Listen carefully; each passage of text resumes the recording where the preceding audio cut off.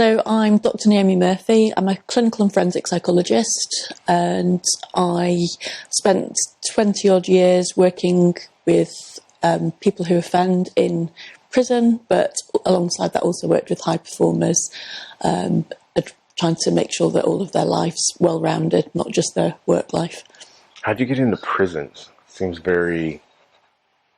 It's niche, isn't it? It is very niche. I think when I did my psychology degree, all the stuff I was interested in was all the more bizarre acts, all the more bizarre parts of human behaviour, and really wanting to understand why do people do these things that seem to be so crazy on the face of it. And actually, the more you understand about people, the easier it is to then, the more that you see of them, the easier it is to make sense of why they are as adults. What has been like one of the, I hate to make it sound very like Q&A, but I've never been inside of a prison, but I know people that have worked in prisons as corrections officers and whatever else. What is like the biggest challenge to like get through to somebody in that situation? It seems like if I'm coming to see you, say in your office, and you know that I have daddy issues, mommy issues, separation issues, whatever. I'm coming to you with my issue. So I feel like those types of individuals might be extremely guarded. Got it in one. That's the challenge is really prisons are full of people who are very frightened, except for they use macho posturing to cover all that up. But the reality is they're scared. They're scared of authority figures. And as a psychologist or a prison officer, prison guard, you, of course, are in a position of authority over them. So they don't trust you because they don't trust people generally, but especially don't trust authority figures. And they've got the heckles up. And I suppose their general approach is to want to be quite hostile towards you. And, of course, what that often pulls from people, if someone says to you, "Oh, fuck off," the typical approach, the typical response you'll get in prison is somebody responding by saying, don't you tell me to fuck off. Right. You do one. Whereas actually, if you start thinking about the fact the person's frightened, that's what you focus on is, they're being hostile because they're trying to protect themselves. And if you reassure them that you're not expecting them to just trust you right off the bat, that you understand that they need to get to know you, then they start thinking, actually something a bit different is going on in this interaction. But that's not the norm in prison. They don't normally get that kind of response. They're usually met with hostility back because that's familiar to people. What's like the outcome, the desired outcome then? Like because when I go see a psychiatrist or a psychologist in their office, I'm trying to work through something. Is it more towards like they're maybe a sex offender and you're trying to work out why and then work it out of them? Or is it... Yeah, everyone that I've worked with really has been in prison for a serious violent crime or sexually violent crime. So, the typical offences were murder, rape, mutilation of a body, or paedophilia. So we're talking about the most serious of offences. But actually, it's hurt people, literally hurt people. And so what normally happens in prison is they pick up from the point where the person's offended and they focus on, all right, let's start thinking about what you've done that's bad. And that's the starting point.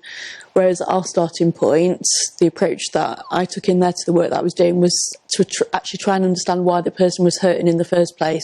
Why were they then lashing out? And if you've been, abused throughout your childhood, don't feel like society's interested in you, hasn't got a stake in you, then really the rules of society don't apply to you either.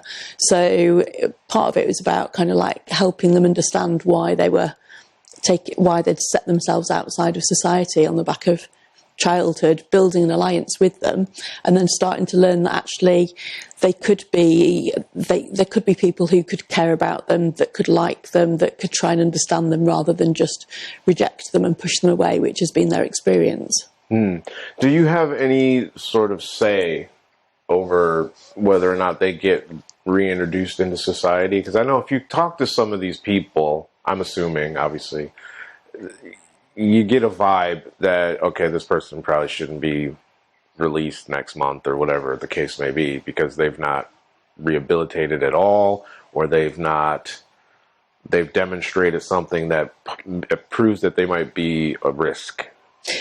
Well, the project that I was approached to lead was actually aimed at providing treatment for people who were considered to be psychopaths and untreatable psychopaths.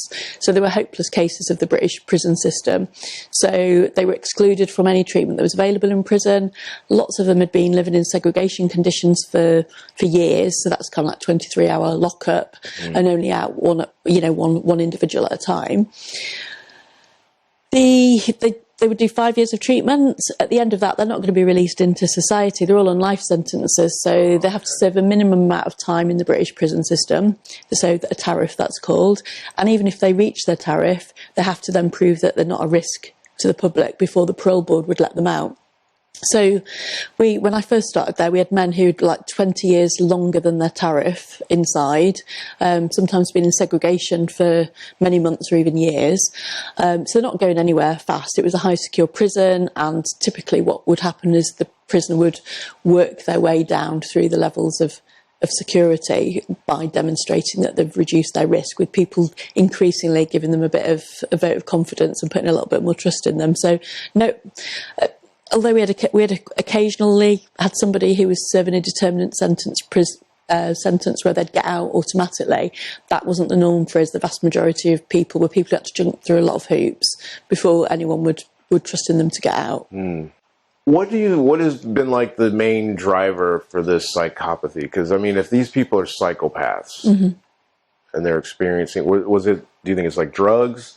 Was it childhood abuse? Is that sort of thing genetic? I don't really. It's a good question, because a lot of people would argue about the genetics of it, that people are born with a brain that predisposes them to be callous and have a lack of empathy. But you can't get away from the fact that in prison, I've never worked with somebody who didn't have a very abusive childhood. So you can't say that doesn't count. And I have worked in less secure settings, so medium secure settings, with people who'd perhaps committed slightly less serious offences. But what you see as you get more and more into the realms of security within institutions, you see more and more brutality. And I think the thing that really stood out for me when talking to the men about their experiences of childhood was the men often felt like their parents hated them and wanted them dead. And that wasn't the experience that I heard from people in a medium secure setting, or a less secure prison. There you might hear, dad was very violent, mum wasn't very loving, or was maybe also violent. But when you get into a high secure setting with people who are psychopaths, what you're seeing is people who every adult they came into contact with as a child treated them in a very brutal way. So in my mind, they've learned there's no point to having feelings, because all feelings do is make the situation more difficult for you. And I think often with psychopaths, we assume that their violence is instrumental violence, that it's just there to achieve something. But whereas I think most of us could, even if it's something we'd never do, you could relate to losing your temper in an argument and lashing out. Whereas when you look at the behaviour of somebody who's psychopathic, it can look like it's been done in a very cold, calculated way. But often there is an anger underneath there. So somebody might have insulted them in some way, and what they've done is harboured that resentment, and it's festered. And then somebody who reminds them of that original hurt, looks at them the wrong way or says something, and then they bear the brunt of this like really cold, hard anger. So they're triggered. That's our new. Yes, that's our new word. Yes, they're triggered. That's a new nomenclature. Yeah. So, what does it mean though for that? Because does life mean life in this country? Because I know in the States it doesn't always mean life. No, we do have. There's a very small number of individuals serving a whole life sentence, but there's actually been more of them over the last 10 years with a more harsh government. There's been more of these sentences, but the vast majority of people in Britain who are serving a life sentence, they're given a tariff, which is the minimum amount of time they have to serve. So, and tariffs have got longer as well. So when I first started working in prisons, if you killed your wife, for instance, the chances are you'd get 10 or 12-year tariff. You'd have to serve that. And then if you'd proven that you weren't a risk, you'd get a chance to get released. But for most people, they'd be serving longer than their tariff. But very occasionally you get somebody like Michael Stone, who killed Lynn and Megan Russell. He got a whole life tariff, which is basically 50 years. So you're not going to get out if you serve that kind of tariff. So these guys, let's just say for the sake of argument, they are going to get out in 20 years time, and they've spent X amount of years in solitary confinement, which my understanding is impossibly brutal on the brain. The psyche just can't cope with that. Why do you think we still use something like that? It seems like we should have come up with something more less damaging. I don't know how else to put it, because if you're going to reintroduce these people into society, putting them under like impossibly challenging conditions seems like a really bad idea. Well, you're highlighting the nonsense of the criminal justice system, and I think if we were to sit down now and plan what does a good justice system look like in terms of reducing risk and reducing crime, we wouldn't come up with what we do have. So I've forgotten your question now. Being in solitary is detrimental to their, their recovery. Being in solitary confinement doesn't help at all. But I think there's something about society where we want people to be punished, and actually removing the deprivation of liberty as the punishment. It's not supposed to be what happens in prison, but Joe Public, Daily Mail, and what you see is people clamouring for harsher conditions. And for a long time, actually, in the British prison system, prisoners had those, the really old-fashioned TVs, the heavy TVs. Oh, right. And those were more expensive than flat-screen TVs because flat screens were 10 a penny, but the government was still having to buy these old-fashioned heavy TVs because of the outcry that would be there if Joe Public got wind of the fact that people have flat-screen TVs. So it's actually costing more for no reason whatsoever. So, prison is hard. And actually, if you... people who go to prison, typically they feel like they don't belong in society. Society's not interested in them. And then what we do is stick them in a hole where we're not, we just reinforce that impression. If you want people to obey society's rules, you need them to feel like they're part of society, like they belong. And when if you listen to the accounts of people in prison who've turned their lives around, and there are people who've done amazing things and gone on to be really inspirational later, but it's always because they've had, developed a relationship with somebody. Maybe there's a prison officer who trusted in them, who saw some good in them, encouraged them. The kind of things that you want from a parent as a child. You want some encouragement, you want somebody to see that you've got worth, you've got value, and you want that reinforced. Whereas when we give people messages that they're worthless, they're just a piece of shit, is it any surprise that they leave prison and they're still angry and aren't going to be reformed? Right. Has there ever been capital punishment in the UK? Yes. Yeah. I mean, it was outlawed before I was born, actually. I think because there'd been quite a few miscarriages of justice. But the British public, when they ask the British public if they would like to bring back the death penalty, it tends to be slightly in favour of bringing the death penalty back. So I'd hate for that to be a subject of a referendum, for instance. But yeah, when you see actually how often there are miscarriages of justice, it's not worth it even if it's only a very small proportion of people that might be executed. But also, it's like we condemn people for killing others, rightly so. But actually, we would take away someone's life in a very cold, dispassionate way. Does that, surely that makes us no better than they are? No. What about the people that, I understand a lot of people, there was a group called like the Innocence Project, I think, in the States, where they're constantly proving that people aren't guilty on death row. Yeah. But what about these people that clearly did it? Like they admit that they did it. They're stood there with the hatchet in hand. What do we do with those people? Because there's an argument for well, like you said, it's not humane to kill them. An eye for an eye doesn't work. But then there's another argument that says I have to spend X amount of dollars to keep this person alive for the next 30, 40 years now versus just getting them out of here. Well, what you could do is invest in them to help them become somebody that can pay something back to society. And I have seen people who've committed horrendous crimes totally reform themselves, and you can see that they've got something to offer. I think we send too many people to prison. I don't see the point in sending people to prison for short sentences if they're not a risk to the public. They don't do any treatment of any value while they're in there. So all we're doing is taking them off the streets for a few weeks, maybe months, probably dislocating them from their family. If they did have a job, they've probably lost it. And so then they're just going to be more of a drain on the state when they get out. Actually, we would save a lot of money if we sent a lot less people to prison and just reserved it for the people who are dangerous, and then we could make sure that what we offered to people in prison was something that was really of value and was going to help them change.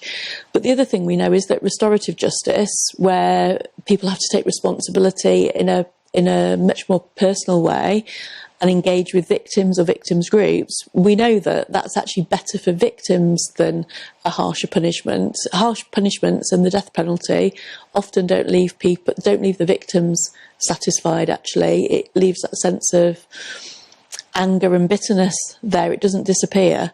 Whereas actually when people start having conversations and start understanding why things happened and having to be accountable, then I think that makes a massive difference to both parties. Maybe they should do something like they do in the mafia. Instead of like taking the offender and putting them into prison, like, we're gonna like kill your wife if you do this. That gives them more That sounds a bit drastic. to not do something bad, because someone you love is going to be hurt as a result. I'm only kidding. What has been like the best part of what you do? Because you probably have seen it all. Have you ever been scared, like sitting down with some of these people? Yeah, anyone who says that they're not frightened in prison is not being honest, because it's impossible not to be frightened. Prison only works because people are behaving themselves. So you'll see one officer escorting, I don't know, maybe 8 people who've all killed or raped, escorting this group of 8 prisoners through the prison. That's only working because the prisoners are choosing to do what they're supposed to do. But the reality is people do kick off and lose their temper, and the people that I worked with the diagnosis of personality disorder and psychopathy were people who were very impulsive and lost their tempers very quickly. I've been called more names than I would care to repeat. I've been shouted at, sworn at, but actually some of the times when I've been most frightened, it's not been the risk of physical aggression, it's been the dripping, sinister malevolence that's come through. I sat running a group with somebody who was referring to me as a black widow spider, but the contempt and disdain was just oozing out of him. And I've also obviously heard, when you're doing assessments as a psychologist, quite often you have the photographs from the scene of the crime there, so you see the dead bodies, you read these awful details of these horrendous crimes, and that of course is disgusting, it's upsetting, so you get all of that. But I've also run groups with men who, at the start of treatment, were saying, we're all loners, why are you making us sit in a room with one another? What have we got to learn from each other? Don't want to be here. And then at year 3 of treatment, they're really supportive of one another, and they're saying, this is the first time in my life I've ever felt loved or cared for, and that's really moving. And you see people making these amazing transformations from very angry, frightened people, where their eyes are out on stalks because they're so hypervigilant, to actually having a sense of peace about them, wanting to engage in restorative justice, sometimes also confessing to further serious crimes. I've known men confess further crimes to the police that have brought further life sentences. There was nothing. They didn't need to confess to those crimes. No one was ever going to catch them for it. But to me, that's a sign of the person trying to do right, and those sorts of things are really moving. Actually, I wouldn't have worked there for 17 years if it was all fear, disgust, shame, humiliation. But it's those other moments that have made the work really worthwhile. What did Black Widow Spider guy do? Do you remember? It was a violent crime violent crime. Armed robberies. Because that's a weird thing to call somebody, that a Black Widow is usually a sexual thing. It is, but he was sexually abused by women actually, and I think that's part of the work that I didn't expect when I went into it. I knew a lot of them would have histories of abuse. I thought most of the sexual abuse would be by men, and of our population, over 60% had been sexually abused, but of those, over 50% had been sexually abused by a woman, and a woman in their own right. And most of the men in the service when I first went there had raped or murdered a woman, which would tell you they've probably got issues with women, right? As opposed to if they were choosing men to offend against. So, we would give them a female therapist. They might not have looked, they'd come to us and it would say not to be left alone with a woman. But it's like actually that man, if all he's having to do is interact with men, wouldn't look that dangerous. But actually get him where he's got to sit in a room with a woman, and then you see the anger, it's just seething out of him. Oh, that's interesting. What was it like were you still doing in face-to-face stuff like when COVID was going on, or was it all done? No, at the start of the pandemic, instantly, all of that sort of stuff stopped. And the prisoners were locked up basically for 23 hours a day for months, and they would get allowed out for exercise and a shower, and so we would go out onto the exercise yard and we'd talk to them while they were out on the exercise yard, and that went on for a long time. They did eventually introduce therapy sessions back, but I'd left by that point in time. They had like a lower infection rate, at least in the US. In the prisons. Did they? I don't think that was true for the prison system, because I got COVID in March 2020, and literally it just ran through the unit in terms of the staff. Did it? The staff groups, yeah. And I think because prisons weren't a priority for masks, so we got masks because we worked for the health service, but the prison officers didn't get masks, and actually the governors of the prison were asking us not to wear masks because it was agitating the prison officers who felt they weren't being looked after. We were getting the masks and they weren't being looked after. Giving masks. That went on for a long time, and then they introduced doing temperatures at the gate. But by that point, there'd already been lots of. and there were at the prison that I worked in, there were a couple of people who were very seriously unwell. One man who was in intensive care the ICU, for a very long time. Well, we found out that I don't know if we found out, but research indicates that the masks didn't even really work anyway, so there was really no point in even wearing the stupid mask. And it's really funny to look back at all that now. Was it 2 years ago where all that weirdness kicked off? Well, it's 2020, so it's coming up to three. Yeah, I know. Too. Yeah, that's wild. It's just so strange. Like the prisons, I would have thought would have been the one place where they would have been trying to look out for their staff, because they're enclosed and they're not medical people at all. But for them not to have masks, how did they rationalize that? I think just because they couldn't get hold of enough masks. So I don't think it's that they were against it. They couldn't get hold of enough of them. And of course, in prisons, you're quite often having to breach social distancing norms, because to pass, you're passing along a very narrow corridor on the outside, on the inside. And then also, the prison that I worked in had quite high ceilings, because it was quite spacious. But some prisons, there's a real massive lack of ventilation.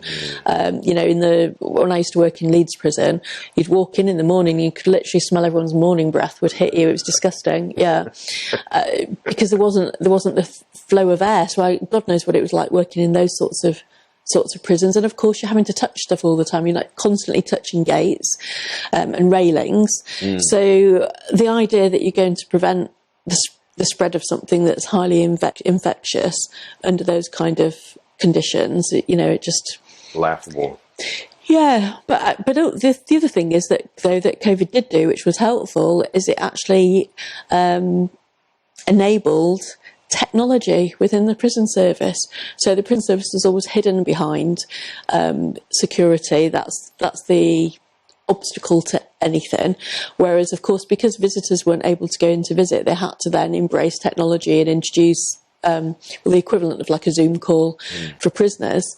So all of a sudden, all these things that had been impossible for the prison service to offer it previously, all of a sudden became a possibility. So that's made a massive difference to things like lawyers who would normally have to spend a whole day travelling to go and do a legal visit to a prisoner, then being able to do like 2 or 3 visits during the course of a day because they're just sat at their desk doing it. So it's amazing what COVID has enabled. At the same time as all the detriment that perhaps came with it as well.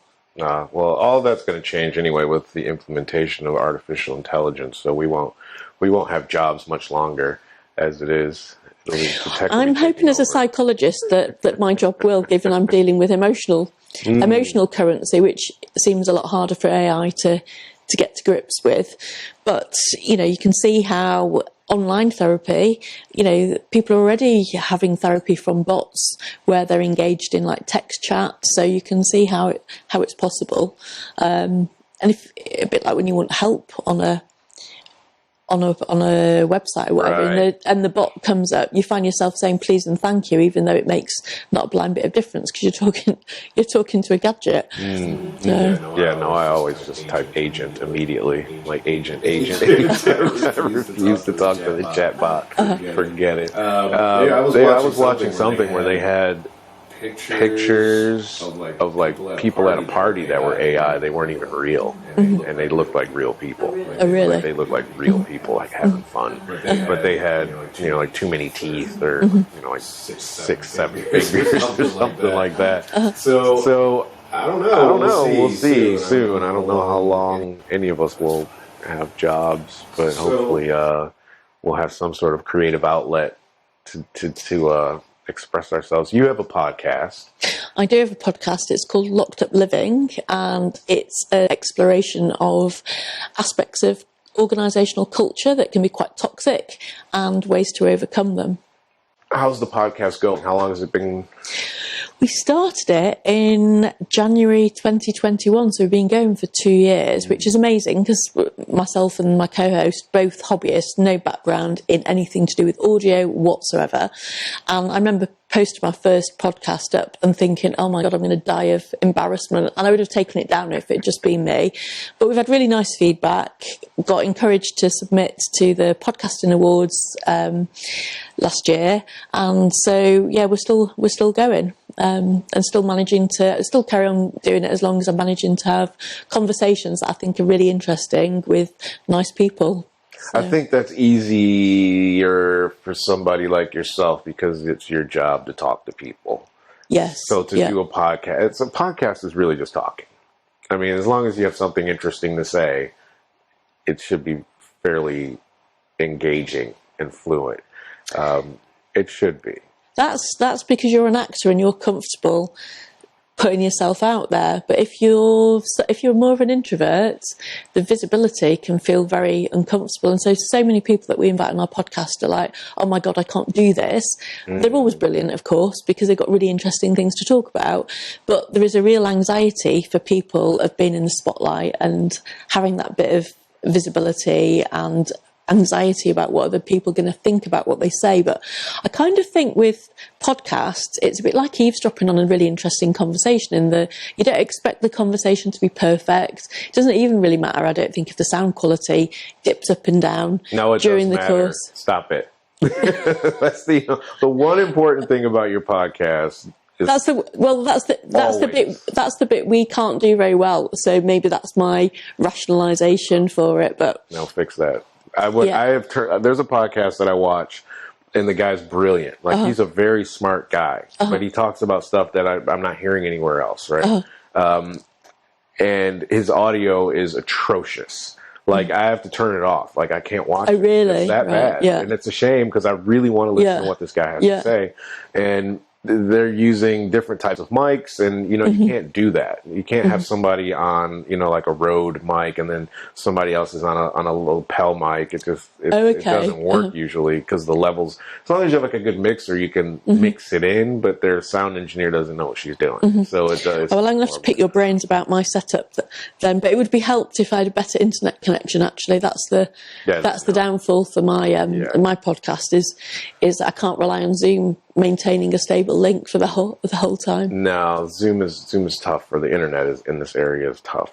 So yeah, sort your audio and you're winning almost every time. It doesn't always. Everything's dying over there. I don't know why. Everything stopped. So right. So your podcast, what kind of people do you usually have on your show? So like if people want to tune in and listen, what are they going to see? So we had a lot of people talking about crime in prisons. So we had criminologists, psychologists, but we've also spoken about elite boarding schools a few times. We've spoken about sport. So really looking at kind of like aspects of industry that are more challenging, the things that people find difficult, rather than the glossy side of things, but also things to do with well-being. Spoken a lot about emotion on the podcast, as you might expect from a psychologist and a psychotherapist. Yes, it's been good experience. Great. You're moving hopefully into sports. You were saying off yes. So I've been working with a few people who that happens to have been their background, and I thought, well, actually, I feel like I contribute something useful from a mental health point of view, but also, I mean, you've probably seen all the press about wayward athletes. They do tend to hit the front pages, and to be honest, that saddens me because I think some of those things should be coming to attention way before there's an impact on other people. The person's clearly got issues that they need to resolve, and actually, sports perhaps letting people down by not addressing them earlier. Yeah, there was actually a guy that I know, well, I don't know personally, but I interviewed him, and he's in LA, and he was starting a business like that, but it was for boxers. And I thought it was interesting because we see these people on TV, and now they're famous, and they're good at a sport, and we expect them to behave a certain way, and because they're on a team, and et cetera, but a lot of times these kids, and they're 19, 20 years old, they're coming from bad backgrounds, but they were just good at running a football or, throwing a baseball or whatever the case may be. So now we've given someone with bad tendencies millions of dollars. Yeah. And we're like, now you have to behave where you've had no money, and now you can go and do anything you want with less consequences. Absolutely, I mean, nailing it there. And that I think quite often this sport has been the thing that got the person through. All of their emotional regulation, how they cope with life, has all been channeled through their relationship to this sport. So then you throw in an injury or retirement, which of course comes really young for athletes, and then they, what are they left with afterwards? Plus all the pressure. And I don't know about all sports, but certainly if you look at soccer in the UK, that boys are leaving home at sort of 13 or 14 and going to live in other cities with host families. They're away from their family environment, but in an environment where they haven't got their real parents there looking out for them. And I think we micromanage them. They're institutionalised in terms of someone tells them what to eat, where to be, where to go, what to do, and then we wonder why they can't run their lives effectively as adults. They're really still behaving like teenagers. Yeah, that's tough. Not all of them, obviously. You've got amazing role models like Marcus Rashford, for instance, campaigning for social justice, but that's not all of them. No, I'm sure it's the majority of them aren't like that at all. So, Naomi Murphy, ladies and gentlemen, go check out her podcast. Thanks for joining me. Thanks very much, Vaughn.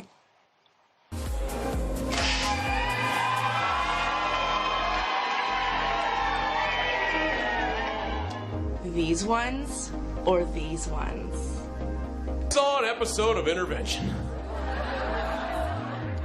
And I know I'm fine. Illinois, Mr. Robert Bobby McNeely. He is going to join us tonight. Hi, everyone. Welcome to the show. My name is Elaine Zhang, and today I am here with Eli Seal, documentary filmmaker. I need more. Welcome to The Only Way is Linda. Today I have a really special guest here.